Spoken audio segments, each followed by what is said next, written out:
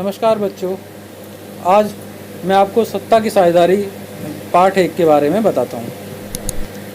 इस अध्याय के साथ पहले हम लोकतंत्र की उस यात्रा को बढ़ाएंगे जो पिछले साल शुरू हुई थी।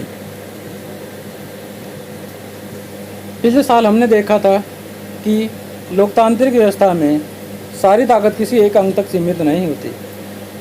विधायिका, कार्यपालिका और न्यायपालिका के बीच पूरी समझ के साथ सत्ता को विकेंद्रित कर देना लोकतंत्र के कामकाज के लिए बहुत ज़रूरी है। पहले 3 अध्यायों में हम सत्ता के बंटवारे पर सोच विचार को आगे बढ़ाएंगे। आइए हम बेल्जियम और श्रीलंका की 2 कथाओं के साथ शुरुआत करते हैं। ये दोनों घटनाएं बताती हैं कि विभिन्न लोकतांत्रिक शासन पद्धतियां सत्ता के बंटवारे की मांग से किस तरह निपटती हैं। इन घटनाओं से यह समझने में कुछ मदद मिलेगी कि आखिर लोकतंत्र में सत्ता के बंटवारे की ज़रूरत क्यों होती है।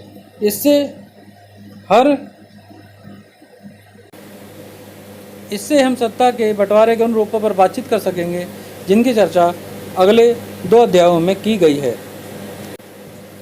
बेल्जियम यूरोप का एक छोटा सा देश है, क्षेत्रफल में हमारे हरियाणा राज्य से भी छोटा। इसकी सीमाएं फ्रांस, नीदरलैंड, जर्मनी और लक्समबर्ग से लगती हैं। इसकी आबादी 1 करोड़ से थोड़ी अधिक है, यानी हरियाणा की आबादी से करीब आधी। इस छोटे से देश के समाज की जातीय बनावट बहुत जटिल है। इस देश की कुल आबादी का 59% हिस्सा फ्लेमिश इलाके में रहता है और डच बोलता है। शेष 40% लोग वैलोनियन क्षेत्र में रहते हैं और फ्रेंच बोलते हैं। शेष 1%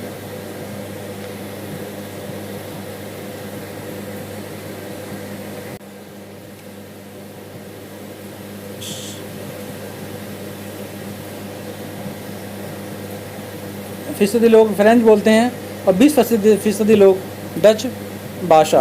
अल्पसंख्यक फ्रेंच भाषी लोग तुलनात्मक रूप से ज़्यादा समृद्ध और ताकतवर रहे हैं। बहुत बाद में जाकर आर्थिक और विकास और शिक्षा का लाभ पाने वाले डच भाषी लोगों को इस स्थिति से नाराज़गी थी। इसके चलते 1950 और 1960 के दशक में फ्रेंच और डच बोलने वाले समूहों के बीच तनाव बढ़ने लगा। इन दोनों समुदायों के टकराव का सबसे तीखा रूप ब्रुसेल्स में दिखा। यह एक विशेष तरह की समस्या थी। डच बोलने वाले लोग संख्या के हिसाब से अपेक्षाकृत ज़्यादा थे, लेकिन धन और समृद्धि के मामले कमज़ोर और अल्पमत में थे। आइए इस स्थिति की तुलना एक और देश से करें। श्रीलंका एक द्वीपीय देश है जो तमिलनाडु के दक्षिणी तट से कुछ किलोमीटर की दूरी पर स्थित है। इसकी आबादी करीब 2 करोड़ है, यानी हरियाणा के बराबर। दक्षिण एशिया के अन्य देशों की तरह श्रीलंका की आबादी में भी कई जातीय समूहों के लोग हैं। सबसे प्रमुख सामाजिक समूह सिंगलियों का है, जिनकी आबादी कुल जनसंख्या की 74% है। फिर तमिलों का नंबर आता है, जिनकी आबादी कुल जनसंख्या में 18% है। तमिलों में भी 2 समूह हैं, श्रीलंकाई मूल के तमिल 13% और हिंदुस्तानी तमिल जो औपनिवेशिक शासनकाल में बागानों में काम करने के लिए भारत से लाए गए लोगों की संतान हैं। मौजूदा श्रीलंका के नक्शे पर गौर करें तो पाएंगे कि तमिल मुख्य रूप से उत्तर और पूर्वी प्रांतों में आबाद हैं। अधिकतर सिंगली भाषी लोग बौद्ध हैं, जबकि तमिल भाषी लोगों में कुछ हिंदू हैं और कुछ मुसलमान। श्रीलंका की आबादी में ईसाई लोगों का हिस्सा 7% है और वे सिंगली और तमिल दोनों भाषाएं बोलते हैं। अब जरा सोचिए कि ऐसी स्थिति में क्या हो सकता था। बेल्जियम में डच भाषी लोग अपनी बड़ी संख्या के बल पर फ्रेंच भाषी और जर्मन भाषी लोगों पर अपनी इच्छाएं थोप सकते थे।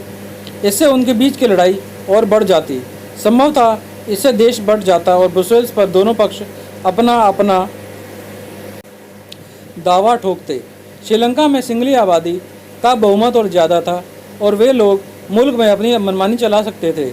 आइए अब यह देखें कि असल में दोनों देशों में क्या क्या हुआ। श्रीलंका में बहुसंख्यकवाद। सन 1948 में श्रीलंका स्वतंत्र राष्ट्र बना। सिंगली समुदाय के नेताओं ने अपनी बहुसंख्या के बल पर शासन पर प्रभुत्व जमाना चाहा। इस वजह से लोकतांत्रिक रूप से निर्वाचित सरकार ने सिंगली समुदाय की प्रभुता कायम करने के लिए अपनी बहुसंख्यक परिस्थिति के तहत कई कदम उठाए। 1956 में एक कानून बनाया गया जिसके तहत तमिल को दरकिनार करके सिंगली को एकमात्र राजभाषा घोषित कर दिया गया। विश्वविद्यालयों और सरकारी नौकरियों में सिंगलियों को प्राथमिकता देने की नीति भी चली।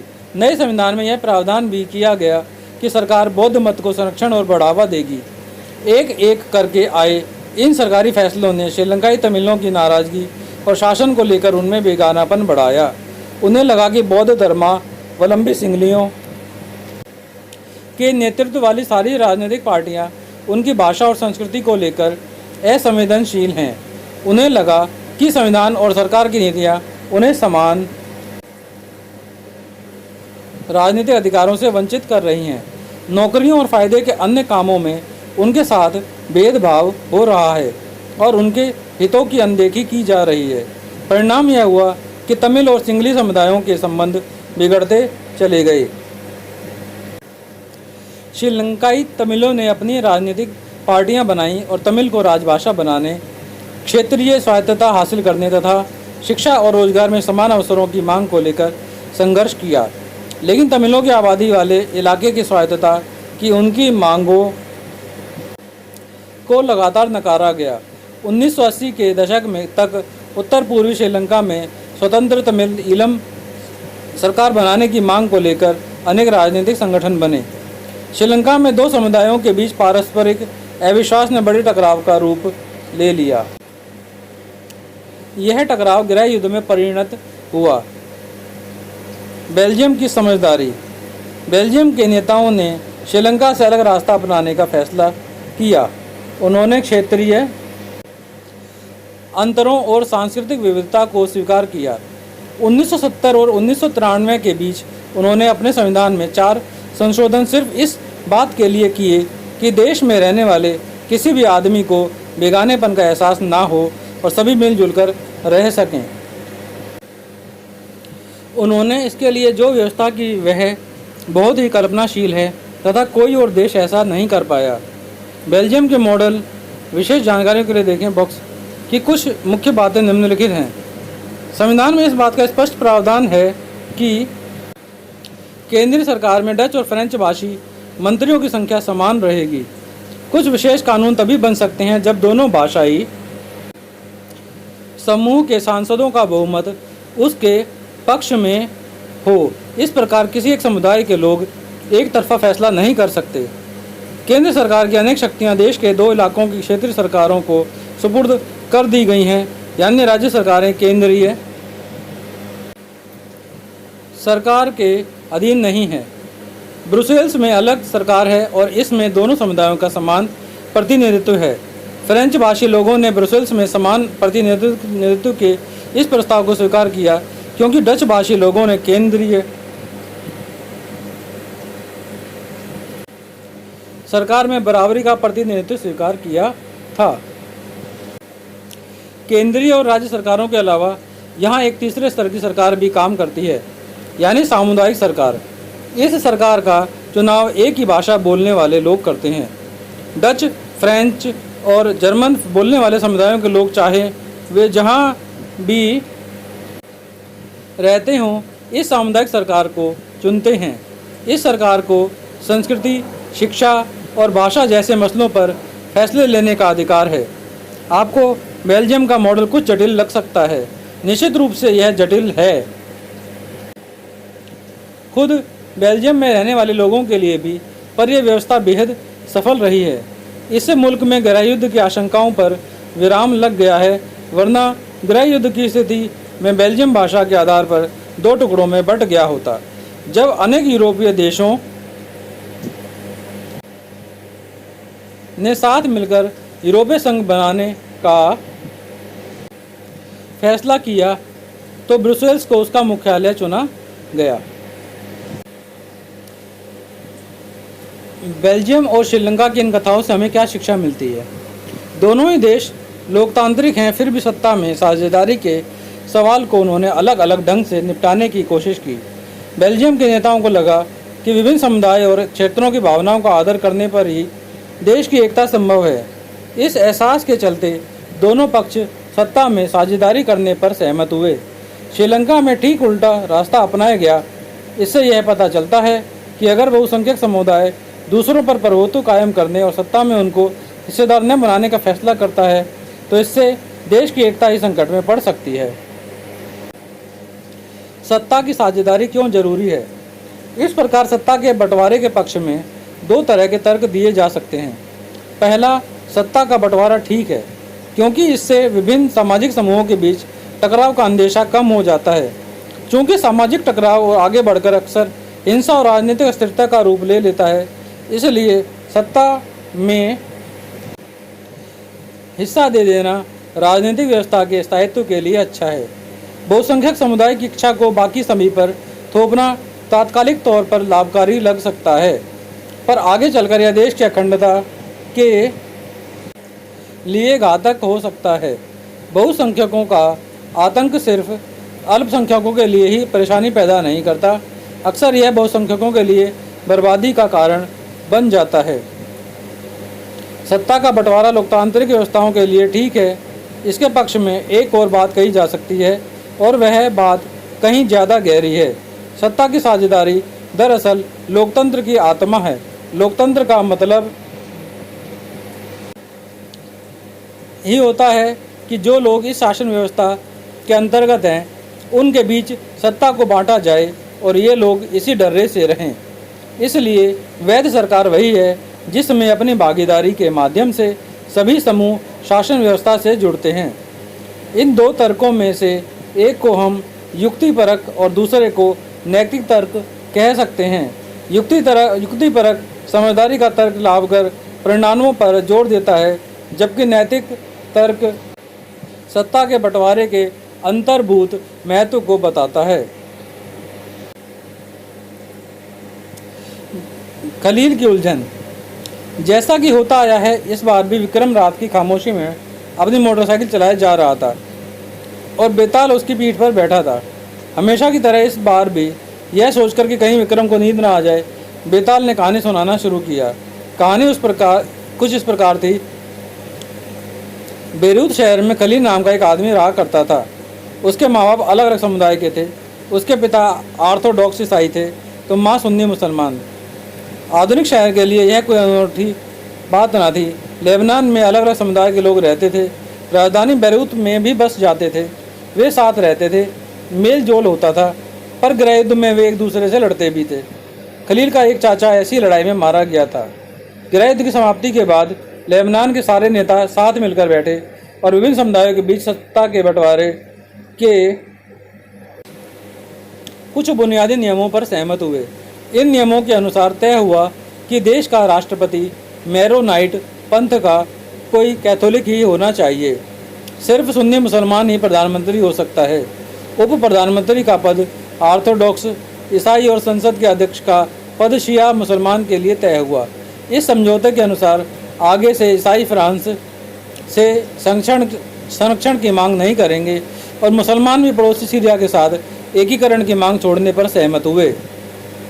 जब ईसाइयों और मुसलमानों के बीच यह समझौता हुआ था तब दोनों की आबादी लगभग बराबर थी। बाद में मुसलमान स्पष्ट रूप से बहुमत में आ गए, पर दोनों पक्ष अभी भी उस समझौते का आदर करते हुए उसे मान रहे हैं। खलील को इस समझौते में बड़ी गड़बड़ी लगती है। वह राजनीतिक महत्वाकांक्षा वाला लोकप्रिय व्यक्ति है, लेकिन मौजूदा व्यवस्था के रहते वह सबसे बड़े पद पर पहुंच ही नहीं सकता। वह न तो माँ के धर्म को मानता है और ना ही पिता के। असल में वह चाहता ही नहीं कि उसे किसी भी धर्म से जोड़कर पहचाना जाए। उसे समझ में नहीं आता कि लेबनान भी अन्य सामान्य लोकतंत्रों की तरह क्यों नहीं चलता। उसका कहना है, सिर्फ चुनाव कराइए, हर किसी को चुनाव लड़ने की आज़ादी दीजिए, जिससे सबसे ज़्यादा वोट मिले वह राष्ट्रपति बन जाए, भले ही वह किसी समुदाय का हो। लेकिन उसके जिन बड़े बुजुर्गों ने गृह युद्ध देखा है, उनका कहना है कि मौजूदा व्यवस्था ही शांति की सबसे अच्छी गारंटी है। अभी कहानी खत्म भी नहीं हुई थी कि वे टीवी टावर के पास पहुंच गए। यहाँ वे रुक सकते थे। बेताल ने जल्दी से कहानी ख़त्म की और अपना सवाल विक्रम से पूछा, अगर आपको लेबनान का कानून फिर से लिखने का अधिकार होता तो आप क्या करते? क्या आप पुरानी व्यवस्था ही चलने देते या आप कुछ नया करते? बेताल विक्रम और अपने बीच हुए समझौते को दोहराना नहीं भूला। अगर आपके दिमाग में स्पष्ट जवाब है और आप फिर भी नहीं बताते तो आपकी मोटरसाइकिल जाम हो जाएगी और आप आगे नहीं बढ़ पाएंगे। क्या आप बेचारे विक्रम को बेताल के सवाल का जवाब देने में मदद कर सकते हैं? सत्ता की साझेदारी के रूप। राजनीतिक सत्ता का बंटवारा नहीं किया जा सकता, इसी धारणा के विरुद्ध सत्ता की साझेदारी का विचार सामने आया था। लंबे समय से यही मान्यता चली आ रही थी कि सरकार की सारी शक्तियां एक व्यक्ति या किसी खास स्थान पर रहने वाले व्यक्ति समूह के हाथ में रहनी चाहिए। अगर फैसले लेने की शक्ति बिखर गई तो तुरंत फैसले लेना और उन्हें लागू करना संभव नहीं होगा। लेकिन लोकतंत्र का एक बुनियादी सिद्धांत है कि जनता ही सारी राजनीतिक शक्ति का स्रोत है। इसमें लोग स्वयं शासन की संस्थाओं के माध्यम से अपना शासन चलाते हैं। एक अच्छे लोकतांत्रिक शासन में समाज के विभिन्न समूहों और उनके विचारों को उचित सम्मान दिया जाता है और सार्वजनिक नीतियां तय करने में सबकी बातें शामिल होती हैं। इसलिए उसी लोकतांत्रिक शासन को अच्छा माना जाता है जिसमें ज़्यादा से ज़्यादा नागरिकों को राजनीतिक सत्ता में हिस्सेदार बनाया जाए।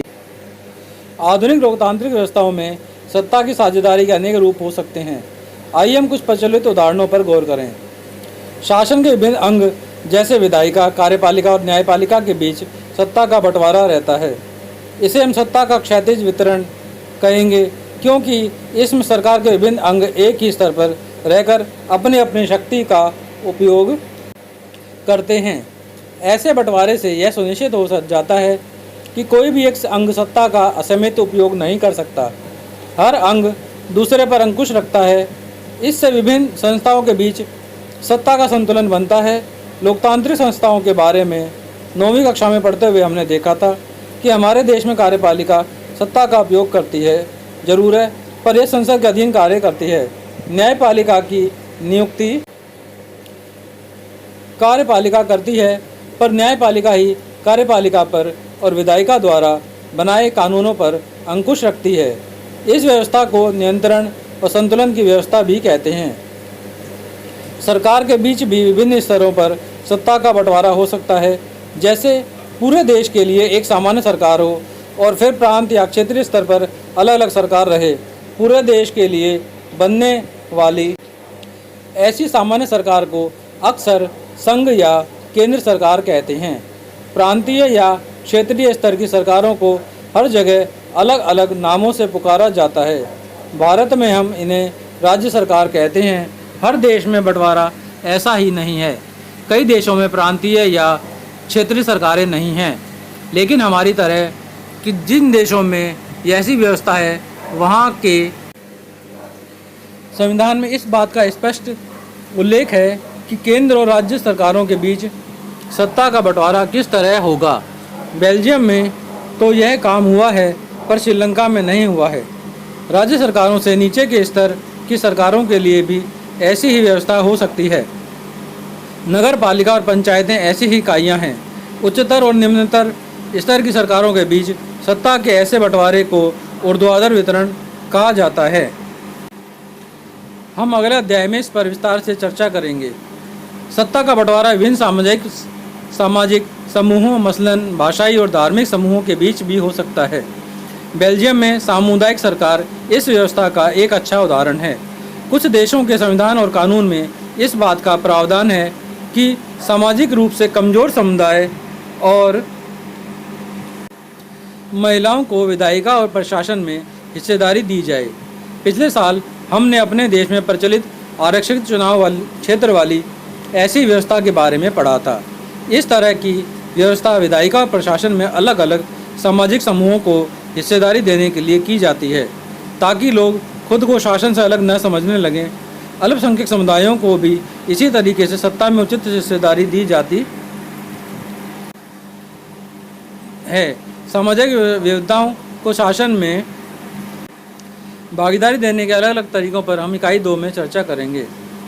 सत्ता के बंटवारे का एक रूप हम विभिन्न प्रकार के दबाव समूह और आंदोलनों द्वारा शासन को प्रभावित और नियंत्रित करने के तरीके में भी लक्ष्य कर सकते हैं।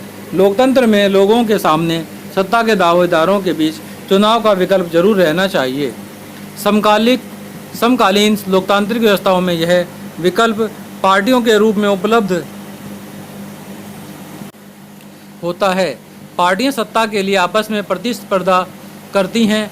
पार्टियों की यह आपसी प्रतिद्वंद्विता ही इस बात को सुनिश्चित कर देती है कि सत्ता एक व्यक्ति या समूह के हाथ में ना रहे। यह बड़ी समयावधि पर गौर करें तो पाएंगे कि सत्ता बारी बारी से अलग अलग विचारधारा और सामाजिक समूहों वाली पार्टियों के हाथ आती जाती रहती है। कई बार सत्ता की यह भागीदारी एकदम प्रत्यक्ष दिखती है, क्योंकि दो या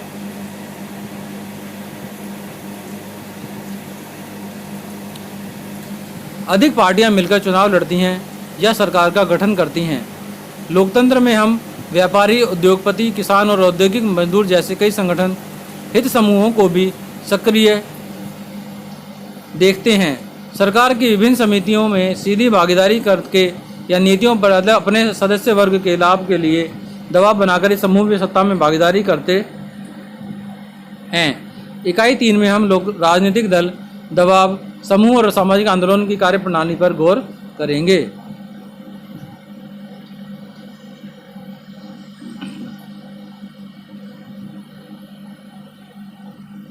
सत्ता के बंटवारे के कुछ उदाहरण निम्नलिखित हैं। ये सत्ता की साझेदारी को 4 श्रेणियों में किस्में आते हैं। यह सत्ता का साझा कौन किसके साथ कर रहा है। बम्बई उच्च न्यायालय ने महाराष्ट्र सरकार को आदेश दिया कि वह तत्काल कार्रवाई करे और मुंबई के साथ अनाथालयों के 2000 बच्चों के रखरखाव में सुधार करे। कनाडा के ऑन्टेरियो प्रांत की सरकार ने वहां के मूलवासी समुदाय के साथ जमीन के दावों का निपटारा करने पर सहमति दे दी। स्थानीय मामलों के लिए जवाबदेह मंत्री ने घोषणा की कि सरकार मूलवासी समुदाय के साथ पारस्परिक सम्मान और सहयोग की भावना से काम करेगी। रूस की 2 प्रभावशाली राजनीतिक पार्टियों the union on right forces और लिबरल यावलोको मूवमेंट ने एक मजबूत दक्षिणपंथी गठबंधन बनाने के लिए अपने संगठनों के विलय का फैसला किया। इसका प्रस्ताव है कि अगले संसदीय चुनाव में हम उम्मीदवारों की साझा सूची बनाएंगे। नाइजीरिया के विभिन्न प्रांतों के वित्त मंत्रियों ने एकजुट होकर मांग की है कि संघीय सरकार आमदनी के स्रोतों को घोषित करे। वे यह भी जानना चाहते थे कि विभिन्न प्रांतों के बीच राजस्व का बंटवारा किस आधार पर होता है।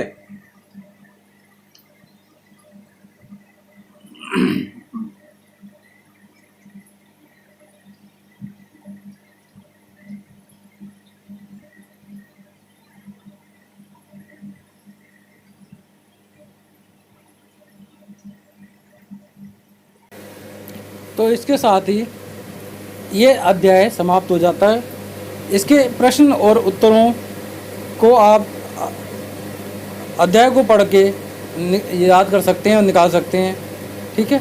और अगली वीडियो में ये लेकर आऊँगा, सेकंड अध्याय के बारे में आपको बताऊँगा, ठीक है। आप इसकी जानकारी को अच्छी तरह से जानने के लिए वीडियो को बार बार देखिए, कम से कम 5-6 बार इस वीडियो को देखें, और जिससे हर बार आपको एक नए सिरे के साथ याद करने में और समझने में आपको मदद मिलेगी, ठीक है। तो कम से कम 5-6 बार आप इस वीडियो को देखिए, सुनिए, समझिए, ठीक है। और कॉपी पेन लेकर उसमें मुख्य आप नोट्स बना सकते हैं, मुख्य पॉइंट्स तैयार कीजिए, ठीक है। वीडियो देखने के लिए धन्यवाद। चैनल को सब्सक्राइब करें, वीडियो को शेयर करें अपने ज़्यादा दोस्तों में, फ्रेंड सर्कल में इसको शेयर करें और उन्हें भी सब्सक्राइब करने के लिए बोलें। धन्यवाद।